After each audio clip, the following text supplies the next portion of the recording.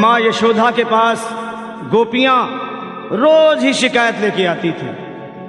एक दिन एक गोपी आई और माँ यशोदा से कन्हैया की शिकायतें कुछ इस तरह करने लगी कि माँ, ये तेरा शरारती, ये नटखट इस कान्हा ने क्या किया है, देखो।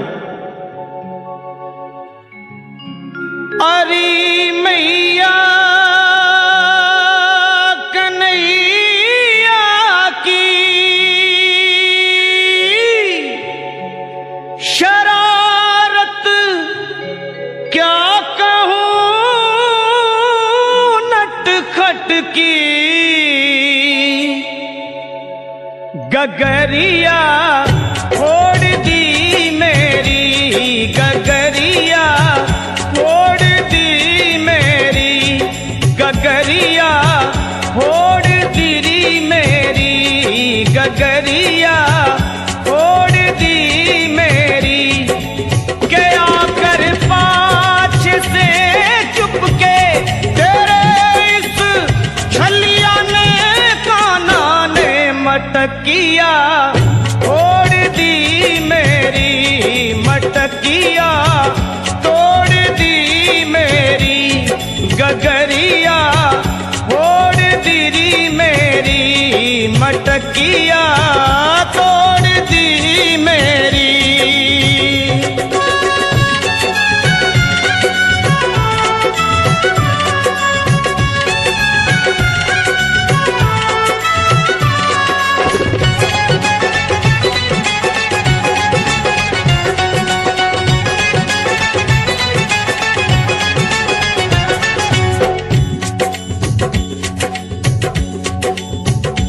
गोपी बोली, माँ देख क्या करता है ये, रात में आकर माखन चुराता है और लड़ता है, झगड़ता है। अंधेरी रात में आकर मेरा माखन चुराता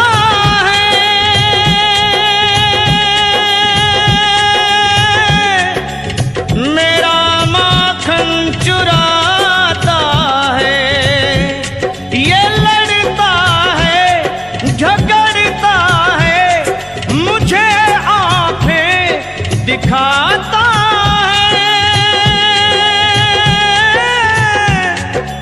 मुझे आंखें दिखाता है। चुनरिया खींच कर मेरी वो मारा हाथ घूंघट पट पे, नथनिया तोड़ दी मेरी, नथनिया देख तोड़ दी मेरी, गगरिया फोड़ दी मेरी, गगरिया फोड़ दी मेरी।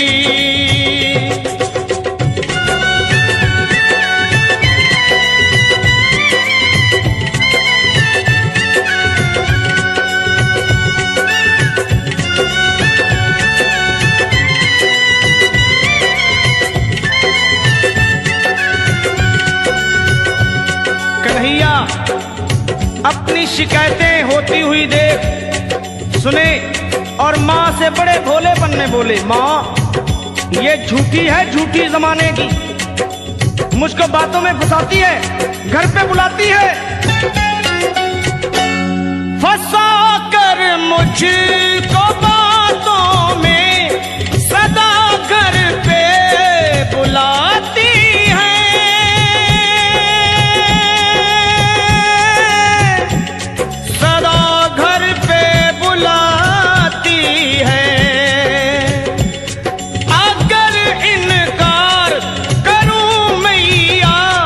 शिकायत लेके आती है,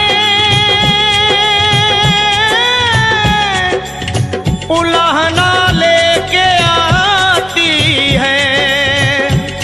ये झूठी है जमाने की, मिली थी कल मुझे पनघट पे बांसुरिया, तोड़ दी मेरी माँ मुरलिया, तोड़ दी मेरी माँ बांसुरिया,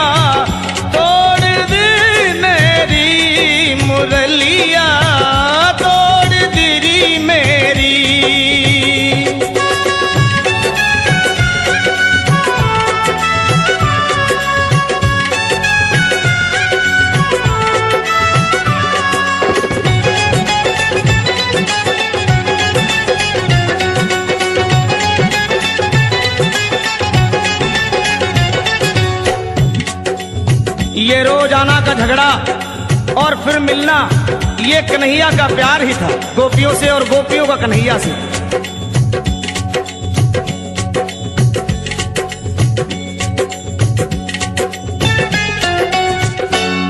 ये झगड़ा गोपी कान्हा का निराला है, अनोखा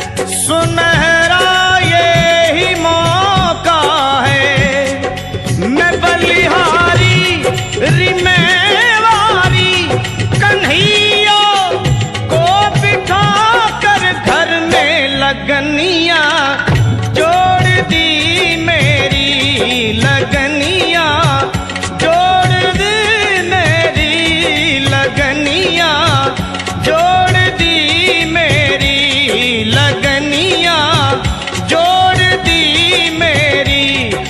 मैं बलिहारी मैं वारी कन्हैया को बिठा कर घर में लगनिया जोड़ दी मेरी, लगनिया आह जोड़ दी मेरी, लगनिया